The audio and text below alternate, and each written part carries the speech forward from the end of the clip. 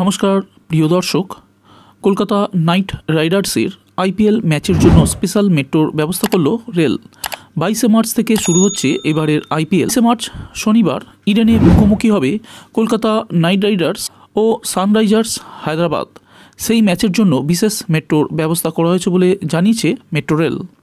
পূর্ব রেলের সিপিআরও কৌশিক মিত্র এ ব্যাপারে কি জানিয়েছেন, চলুন শুনে নিই তার কাছ থেকে। ক্রিকেটের কাছে সুখবর, আইপিএল শুরু হয়ে গেছে। আগামী 23 তারিখ অর্থাৎ শনিবার ইডেন উদ্যানে খেলা আছে। ইডেন উদ্যান থেকে খেলা দেখে ফেরার জন্য মেট্রো আছে।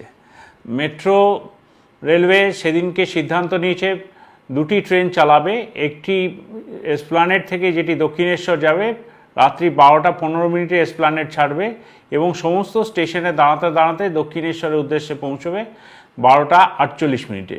অপর একটি ট্রেন এসপ্ল্যানেড থেকে ছেড়ে যাবে, সেটিও রাত্রি 12টা 15তে এবং কবি সুভাষে গিয়ে পৌঁছবে 12টা 48 মিনিটে।